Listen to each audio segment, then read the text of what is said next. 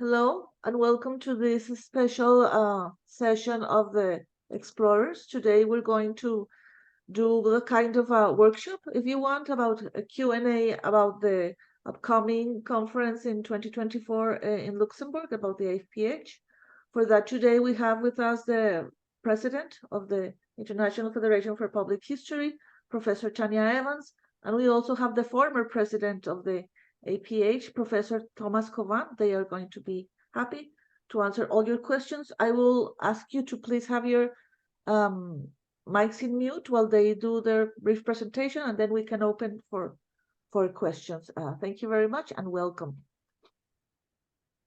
Thank you so much, Jimena, for bringing us together. And this is an opportunity for you to ask any questions that you might have of us about the 7th conference of the, I think it's the 7th, is that right, Thomas? Yeah, you're shaking your head. Is that right? The 7th conference of the IFPH? I don't want to go off on a bad footing straight away. That is very graciously and generously being hosted by C2DH at the University of Luxembourg next year in next September. Thomas is really the expert in all things associated with the conference, and he was president of this organization for a very long time, and we are so grateful to him for his efforts and the amazing team he has in the Luxembourg locality working on the conference to bring this and join all public historians, practitioners, scholars, experts, students from all over the world that will hopefully come together in Luxembourg next year.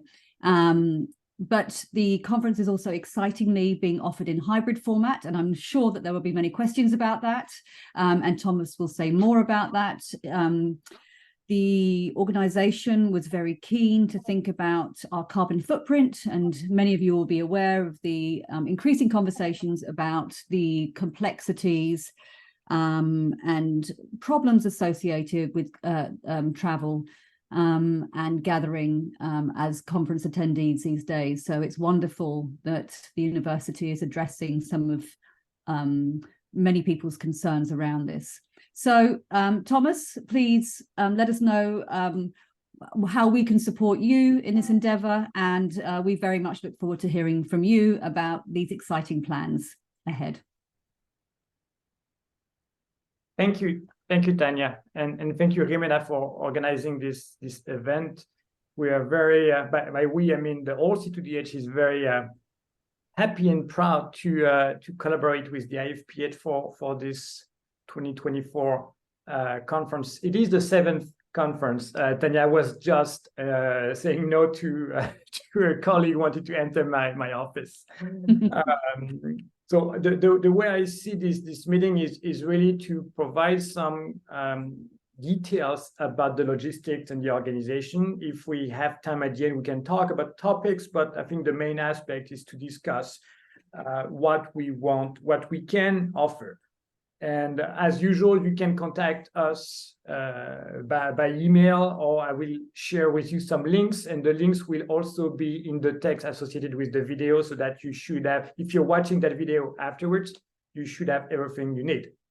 So the first thing is yes, it's a collaboration between the IFPH, the International Federation for Public History, and the C2DH, the Center for Contemporary and Digital History, which turns out to be also the headquarters since I think 2021 of the IFPH. So for us, it's a natural support to the federation.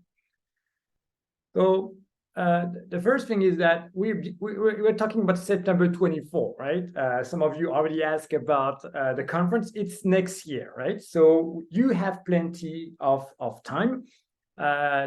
Jimena, if you can share in the chat the link of the website.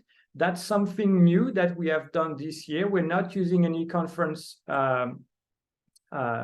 tools. We are using something free, something open access, which is ScienceConf, which is a French software, but it's open access and free. And we have designed a website with all the details that you may want and may need. So we will have the program later.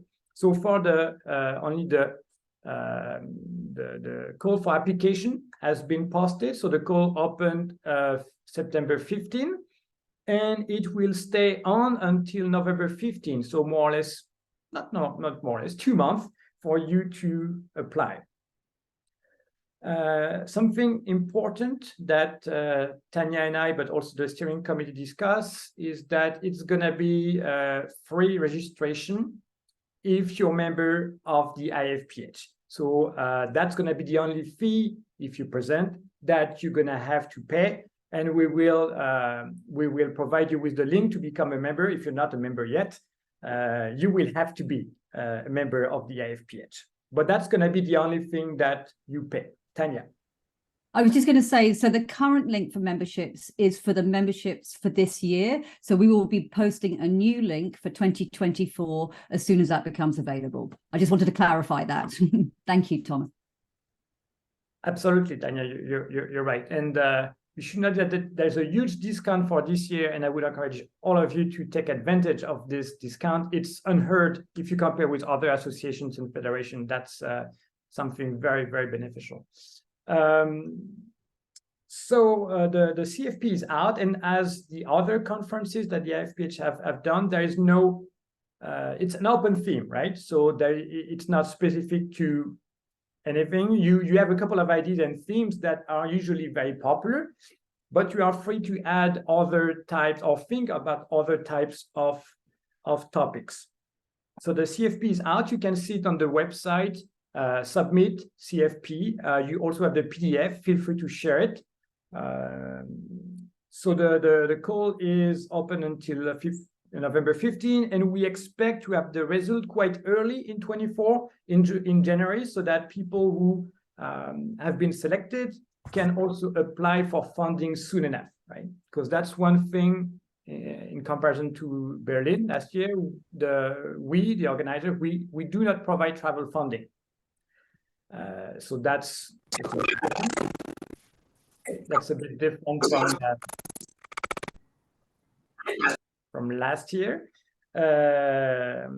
So that's the agenda. You can propose. You have different options. You can propose, as last year, a panel of 2, 3, or 4. Panels can be incomplete in case you don't have all the speakers yet. You can propose an incomplete panel, and that will be considered.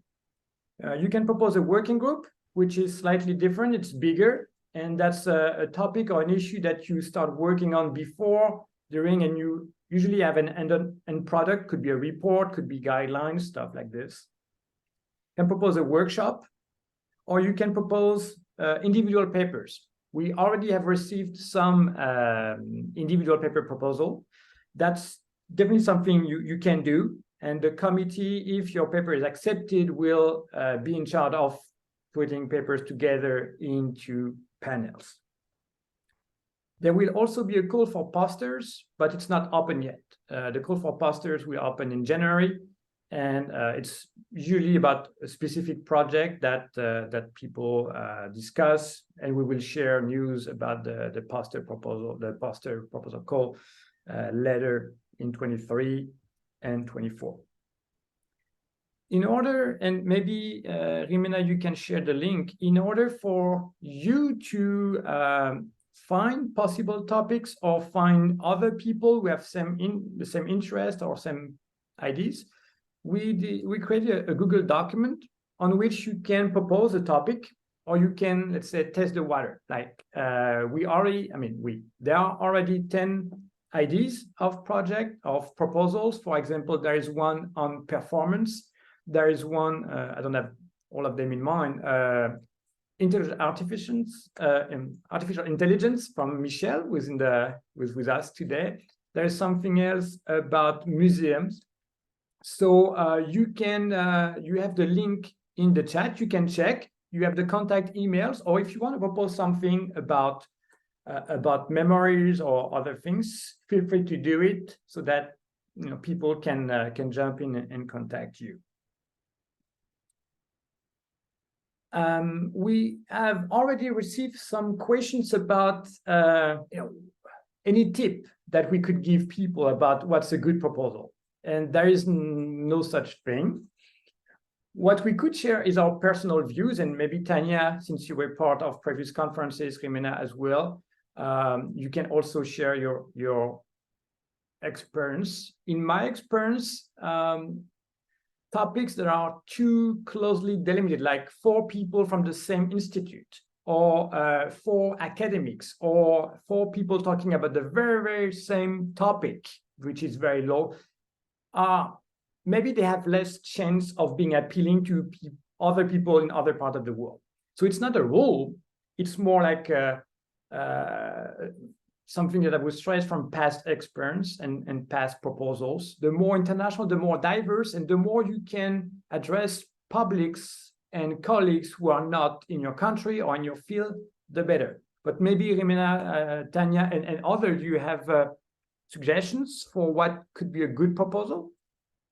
I think that's those are really good points. I think I would really like to see an attention to including people, like Thomas says, diverse backgrounds, but also at different stages of their careers, whether that's outside academia, in museums, in the GLAM sector organizations, or within academia itself. So, bringing people together that aren't experts in the same way. I think that would be fantastic.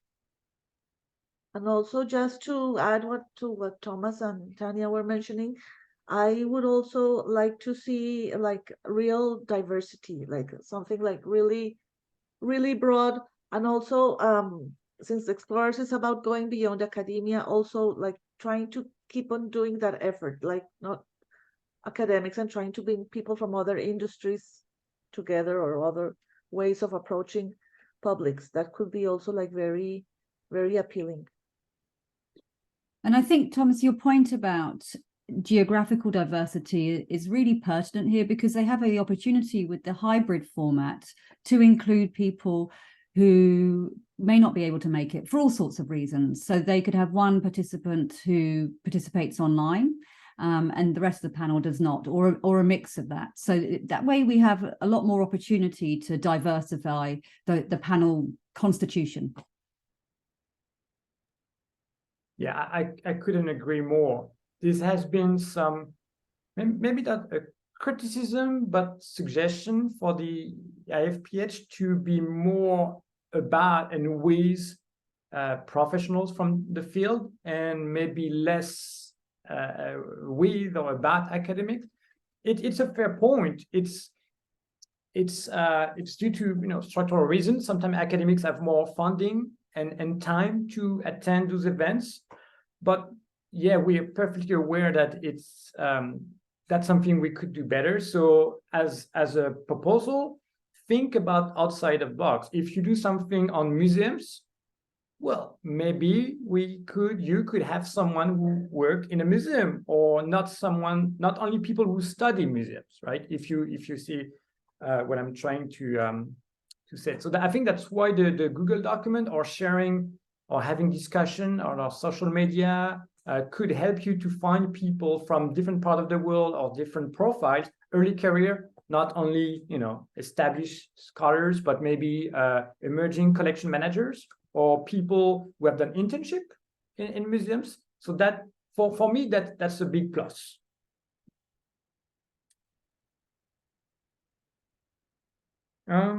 So maybe let's move into the structure of the conference. That's going to be the first time that the IFPH offer an hybrid format. Tanya mentioned it, and I think it came from our discussion steering committee in C2DH to be more accessible to people who don't have travel funding to come from further. In Berlin, we had some funding, but even with some funding, we couldn't fund the whole travel, and sometimes it's a few €1,000 or dollars. So we decided to try for this hybrid format, which is quite challenging, because it's not an online conference, it's hybrid. So we will have people on site, we will have people online, we will have panels with people on site, people online, we will have questions from people on site, people online. So it is a lot of stress, because beyond the technical issues, there's also moderation, right? Not the traditional chair with questions of people in front of you, but people who can moderate questions from different parts of the world with different access to internet connection, right? So this is what we want to commit to, because we believe as a team, C2DH, IFPH, that this increased accessibility, people from Colombia, as you know, Rimena, who can have a panel with people from other parts of the world. Obviously, the time zones still matter. So it can be someone from Australia and someone from Brazil. You know, that's difficult, and you have to deal with the on-site schedule, because there is no way we start at 3 in the morning in Luxembourg. So it's not perfect, but we want to push for this more inclusive format. And perhaps Tanya, Rimena, you can develop a bit more your point of view as part of the steering committee of the IFPH. Oh, I mean, absolutely. I mean, as part of the committee, you know, some of you may not know, includes people from all over the world.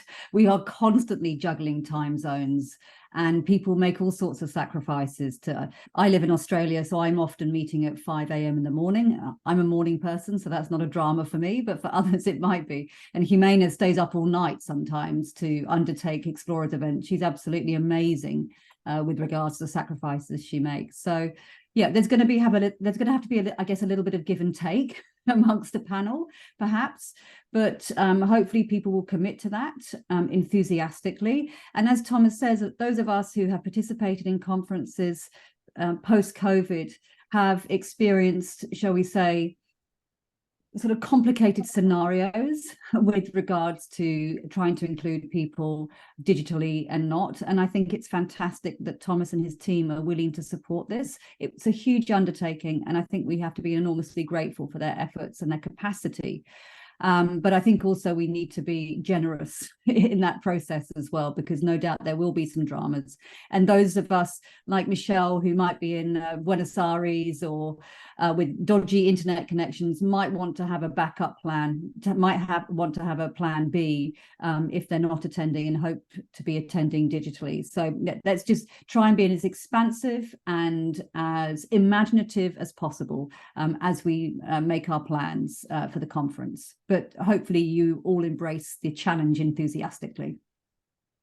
Yes, and just to add just a little comment, last time in Berlin, I mean, the conference was great.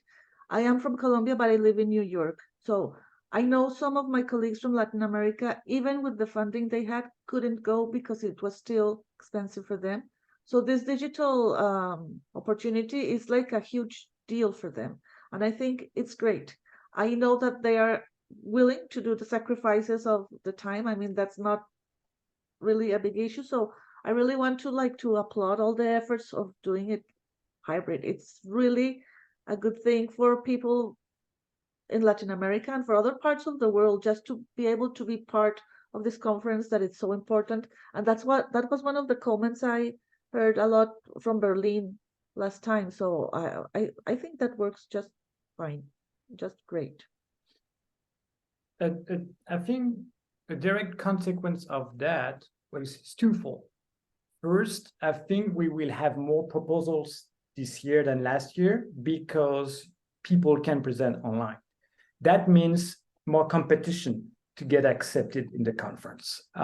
We hear that, but that's the deal. I mean, that's the game.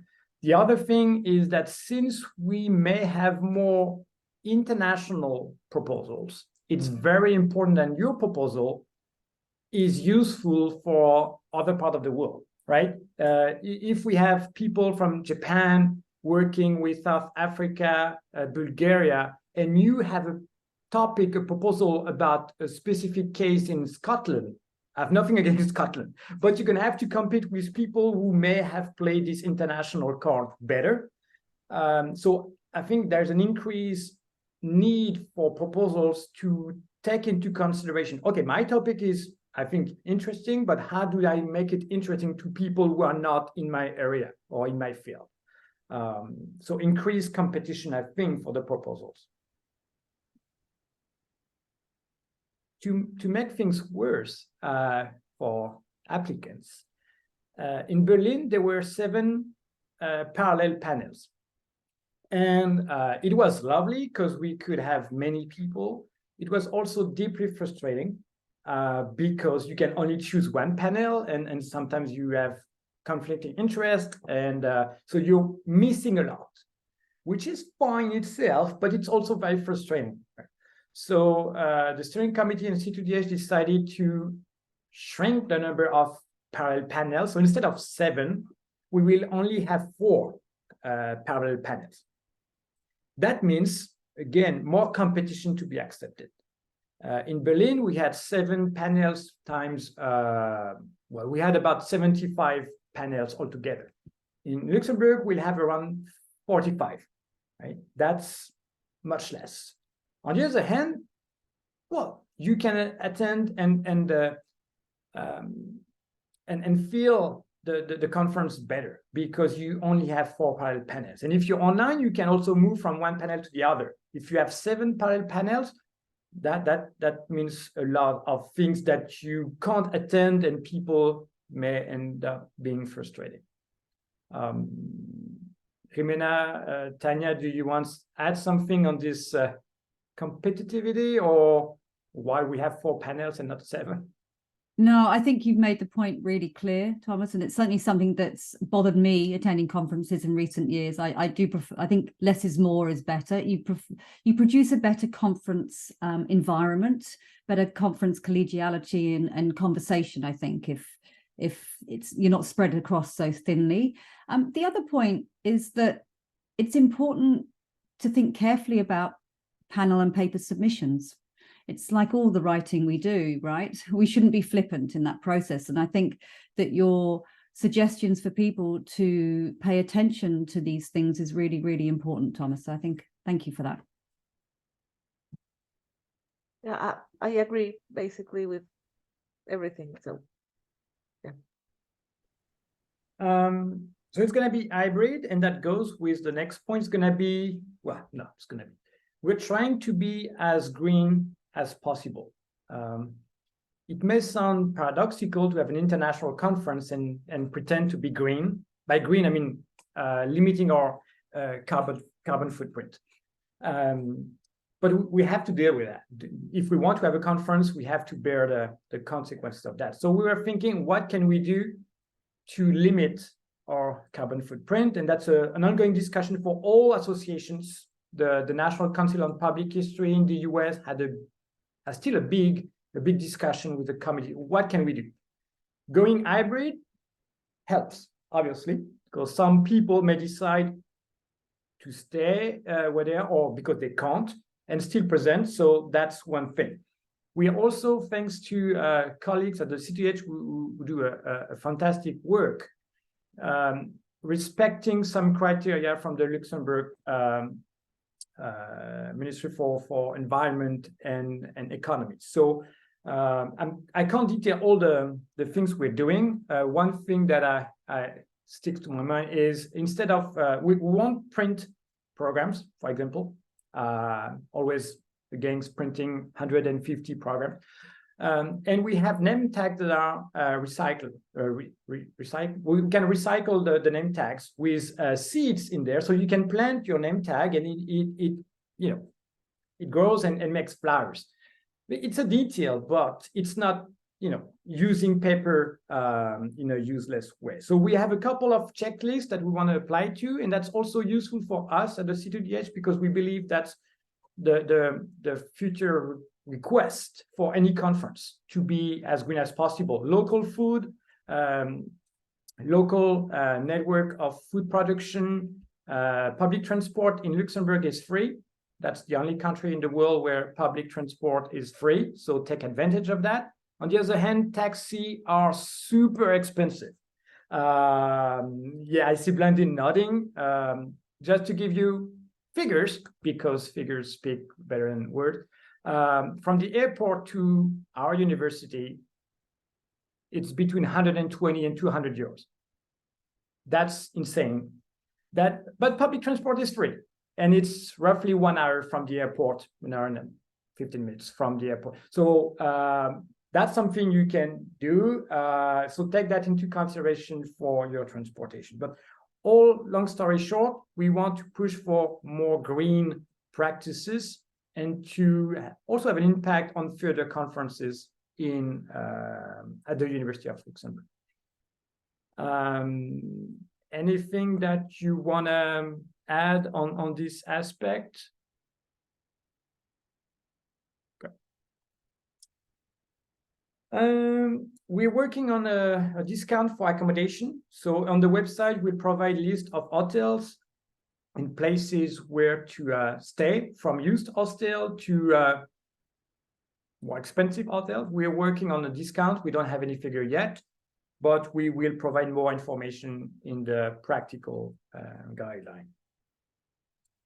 Social events, when we were testing about the conference, a lot of people say that one of the best thing in conferences is not only the social event, but how those events allow people to better understand the local context.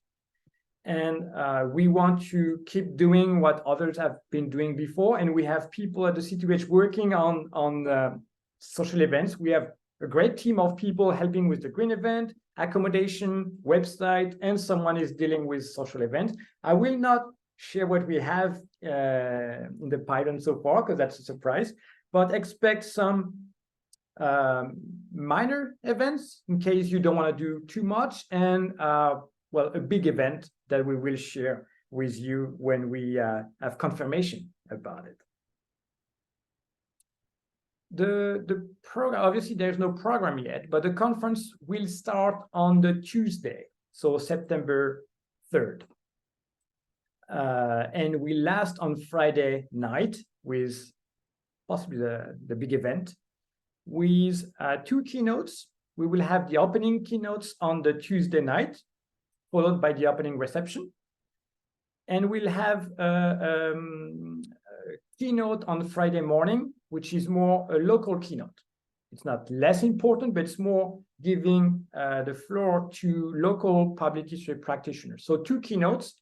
Conference would start on Tuesday night with some roundtables before the opening keynote. So we will share the program, but also the time spot in advance, so that you know when you can arrive to Luxembourg in case you want to join us on site. As I said, no travel funding. I've got like maybe 10 questions since last month, and 8 of them were about travel funding. As it says in the call, I know it's a long call, so you may not see it, but no travel funding. But it's hybrid, right? So that should not prevent you from applying to the conference. And in case you want to join us on site, we can provide more details on accommodation, where to stay, and so on.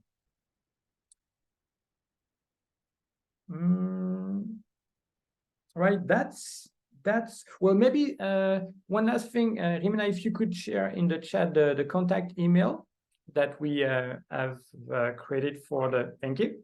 So it's basic, ifph2024@uni.lu. If you have any question about anything, not about travel funding, because I just mentioned it, but if you have other questions, feel free to reach out to us. And in the next few months, we'll give more details about what Luxembourg is like, which is a very international environment, what the campus looks like, which is also original in itself.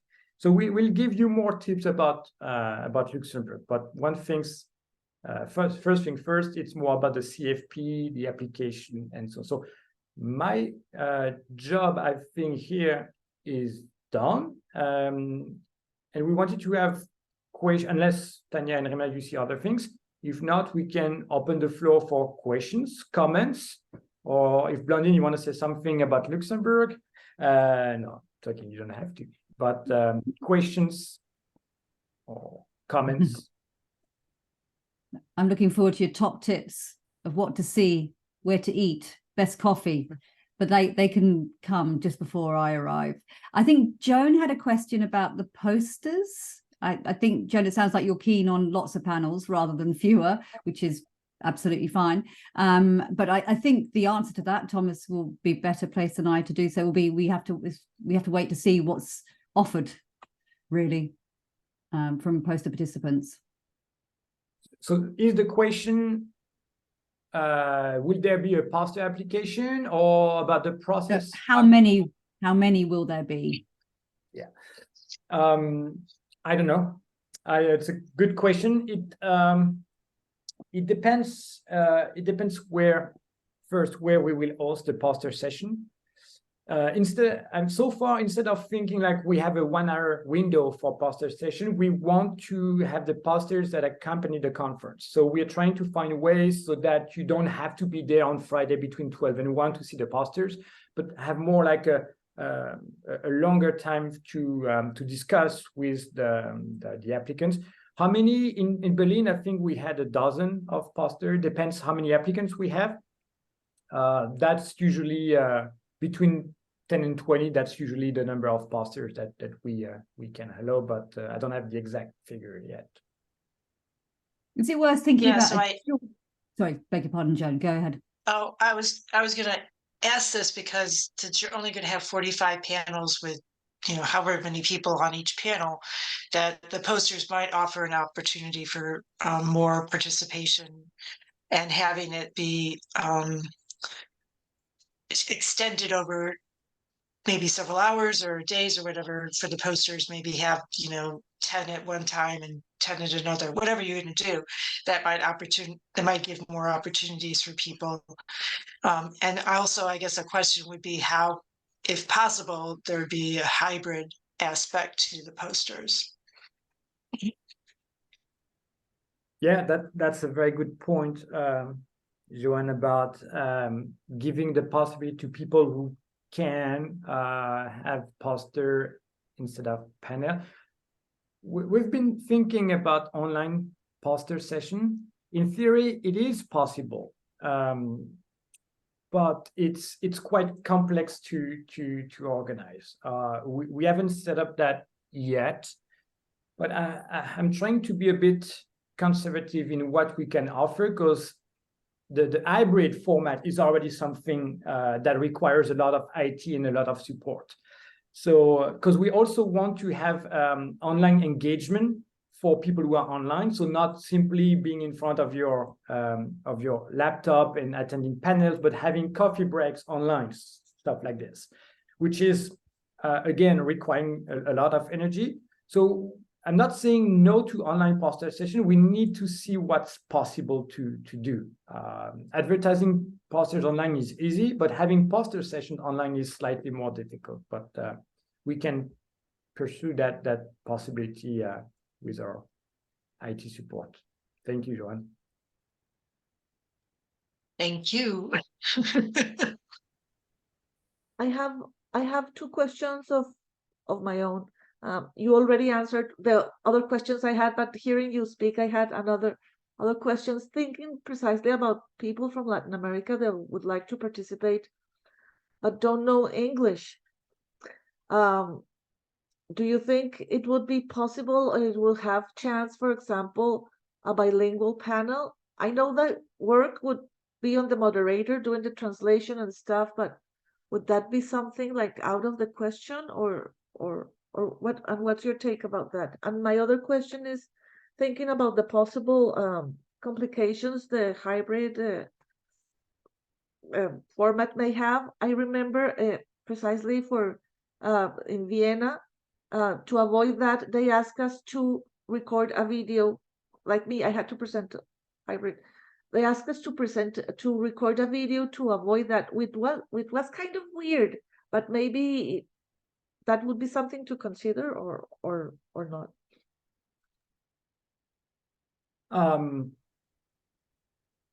For the first question, I'm afraid that bilingual or multiple languages won't be possible.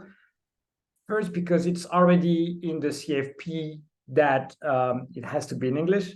So if we change for some proposals, that may create some fair criticisms that the people didn't know they could present in Portuguese. And the second is the hybrid format. Again, I'm going back to the hybrid format that is very demanding because multiple moderators and multiple IT for each room. If we add translation, or if I don't see how it could be possible. I do agree with that's very important. Maybe for the next conference, we should stress that multiple language presentations. I'm afraid that for this conference, it might be difficult unless you have solutions, Jimena. I know we've been talking about that for a long time. I know I don't, and I know that for this conference, perhaps the work would be upon the moderator, and doing that translation at the same time can be also very challenging. But I have had questions from colleagues, but I agree that for now let's leave it in English because it's really a big effort. And that's part of being inclusive. We should, in theory, be able to support other languages. In reality, it's very difficult. Unless you have like the Italian have done or the Brazilian, you have two sort of tracks. Like you have panels in Portuguese and you have panel in English. In that case, that would be multiple channels for multiple languages. I know it's Luxembourg, it's multilingual, but still it's an issue. The second, and maybe I wanted to raise that point because one option is, as you said, to have recorded presentation. I like that format for two reasons. I know it's problematic, but I like it for two reasons. One, it's a relief when you don't rely on live Wi-Fi, and that can ruin an entire presentation. You prepare for months, and then your Wi-Fi crashes. There's nothing you can do, and there's no way for you to do it in another panel. So it's a lot of pressure for presenters, a lot of pressure for us. Because if we have a panel with 3 people online out of 4, it may be very problematic. So for me, that would be peace of mind, as my insurance try to convince me to take every time. The second is that if the video is recorded, the speaker can be live, answering questions and comments in the chat. So I'm not saying that, oh, you record your video and then you don't attend the conference. No, you record your video, you send it to us, and you're live when your video is on, so that you can engage with discussion. Right? If you are a speaker and you speak, you can't engage with in the chat. But if you have a recorded video, you could do that. So I hear already many colleagues who complain about recorded video, but those are usually not people who organize conferences that are hybrid. But I would like to have your input. I've put on Facebook a poll. It seems that 2/3 of the people prefer the live presentation, and I can see why. But there's still 1/3 of the people who say, yeah, I see the point of recorded video. So what do you think, Jimena, Tanya, Isabelle, Joanne, Michelle? Oh, I think I said already, Tom, I think you need to have more than one plan. And I think having it recorded is a good idea. It just means less dramas ensuing. Yes, and I know that, I mean, the thing is that for some people like me, it's like weird to record yourself, but I think it's worth it for the audience. And you can be like, and you can really like, don't be very stressed about what you said about internet crashing and stuff. I think it works well, and it's also something that you already have ready. So I think it can work. And you never know, some speakers have last minute drama or conflict, like this happens for conferences. If we have the recording, we have at least something, because I've seen panels with 4 possible speakers, only 1 showing up. And again, if we have only 45 panels, I don't want to ruin the whole panel and having rejected people for people who in the end have Wi-Fi issues, and I can understand that. That could be a guarantee of having some contents. Oh, and I have another question, if I may. Can someone apply to several panels, like propose more than one panel, or is that recommended? That is a very good question that honestly we forgot to mention in the CFP. It happens for every conferences that I've been. I know that the IFPH in the US has a very strict policy, especially because it's very competitive. In Berlin, we didn't mention anything. When there were people in two panels, we asked that person, I mean, if the two panels were selected, we asked that person to remove himself or herself from one of the panel. It's not always possible. Yeah, that's since there is an increased competitivity or competition for panels, I would be in favor, but I want to hear from you as well, to only accept one presentation, or at least speaker only presenting once. Okay. Tanya?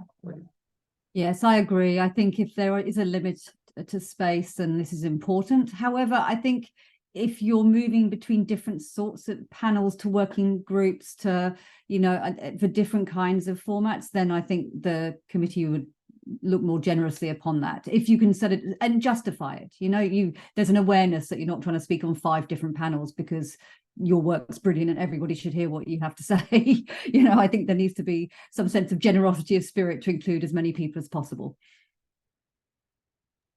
It makes sense, Tanya, and I think that's I think in Berlin we accepted someone who was in a working group and in a panel, because a working group was around 9 or 10 people. So okay, you have a panel and you're part of a group of 10. That's understandable.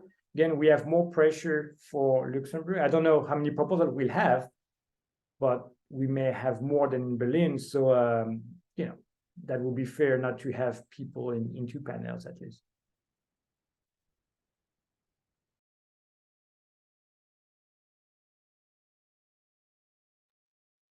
Are there other questions? I guess we could, since Rimna, you're gonna put the video on the Vimeo channel, right? I think people could also ask their questions under the video in the comment section, and we could answer their questions there too, right? Yes, I'm going to post the recording in the Vimeo channel on X, former Twitter, Instagram, and Facebook, like everywhere. And if somebody wants to request like a direct copy of the recording, I can also do that. If you want to like promote it in your own circles, that can also happen. You just have to let me know and I will send a copy to you. We could also have the recording on the website, find a space on the website where people can have more information directly on the website. Oh, okay. So I will send that to Tanya, to upload to the website. Okay. No, I mean the conference website. Oh, Yeah. the conference website. I thought the IFPH, but perhaps we can also put it there. Yeah, the more the better. But Yes, if you can have it on both. Yeah. Okay. Okay. I think that's a great idea. Well, that's about it for my side. Do you have any other points or questions? No, just that we're really excited about receiving people's proposals and questions and queries. We're here to communicate as much as possible about the event and everything else associated with the IFPH. All right. So, well, again, Rimena, thank you so much for being early.